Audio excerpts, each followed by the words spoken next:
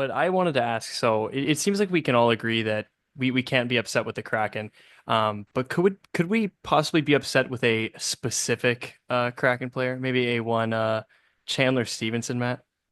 Some people might be, but I'll tell you, I am not one of those people.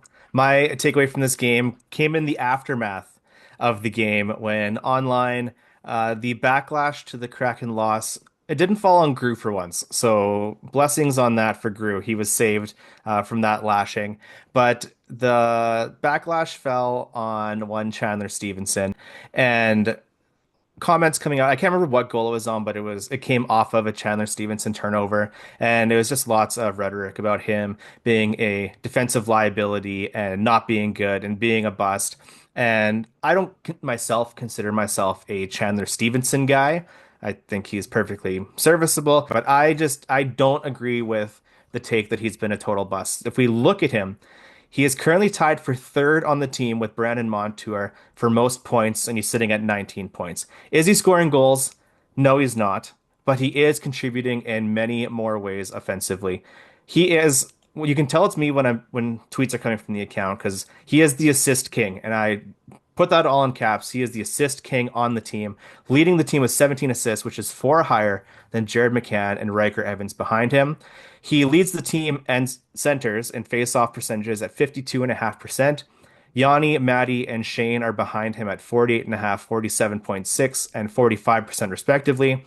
And I feel when you watch him, one of my favorite things watching Chandler Stevenson is he's always putting on a skating clinic. Just watch the little dots that they put on NHL.com when they show the database highlights of the scoring plays, and he's just dancing around players, whether it's in the neutral zone, offensive zone, wherever it is. He is just skating circles around people. I feel a lot of what I've seen is people comparing Stevie to the kind of player that everyone said Alexander Wenberg was when he was with the Kraken, but he's just better. Wenny was often praised for his playmaking and passing abilities despite not scoring many goals, and he had 67 assists in his 222 games with the Kraken. Stevie is at 19 points through 28 games. That's a point per game rate of 0.45 for Wenberg and 0.68 for Stevenson. He just makes plays. If we look a few weeks ago, I can't remember the Nashville game. He had that amazing net front pass, blind pass over to Daniel Sprong and put it in. In the game that we're going to talk about next against the Rangers, he had an amazingly perfect pass to Oliver Bjorkstrand to put a goal in that game. He's making things happen. Was he expensive? Absolutely. Will his contract age poorly? Almost definitely. Does he make costly turnovers? Yes. But I also look at Yanni Gord making frequent trips to the penalty box. Matty Beniers had horrible turnovers today against the Rangers. So he's not alone in there. But is he a bust? I think absolutely not. Wow. Well, that was a lot of good context, Matt, and I really appreciate your comparison to Wenberg there because that is a very common thing that is said about Chandler Stevenson. Is that comparison to Wenberg? It's good to see how much better he is. In terms of the contract, right? I think all of us were super against the contract. I know I was super against the contract. I was very vocal about it. And I'm still not for the contract. The contract was bad, and I think we can all agree that the contract was still bad, right? In terms of evaluation of the player, they still have a value even if they're overpaid, right? So like if Matty Beniers was playing like a $5 million player, but he's being paid 7.2 mil or whatever he's getting paid, like he's still a $5 million player. So that's kind of where I am with Stevenson. He's not like he's not like the 500th best player in the NHL or anything, um, as some have said. But I wanted to run through some advanced stats as well, just for Stevenson. So his expected goals for per 60 minutes is 3.4, which is fourth on the Kraken.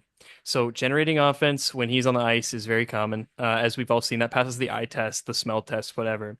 High danger shot attempts per 60, 3.66 per game or per 60. So he's third. And here is the deal with Stevenson. His defense is extremely lackluster. In fact, you could make the case that it's the worst on the Kraken. When he's on the ice, our expected goals against per 60 is 3.83. So that's last on the team. The problem is these are not like dispositive stats. You can't just like with very little in sports at all, can you ever just look at one stat or one category and say, "Oh, this is dispositive. I don't need to look at anything else for context. I can just rank it like this and say this person's the best, this person's the worst." As Matt has brought up, the face-off percentages, the amount of assists, the plays that we've seen him make. As I just brought up, the expected goals for numbers. You can't just take the expected goals against number and say, "Oh, since he's the worst in that, he's the worst on the team." Adam Larson is the second worst in terms of expected goals against per 60. Is Adam Larson like the second worst player on the Kraken? No, I don't think anybody would say that. Daniel Sprong is the second best in that category on the team. Is Daniel Sprong the second best at defense? No, dude's not even playing. Okay. So let's simmer down. Let's simmer down. Let's use our eyes a little bit. Let's not just cite some 500th in the league stat, okay, and act like that's the only stat that matters. That's ridiculous. The amount of offense Stevenson is generating is insane, and we ought to be sacrificing some poor defense for some offense. Offense is really hard to come by. We saw last year. We've seen this year.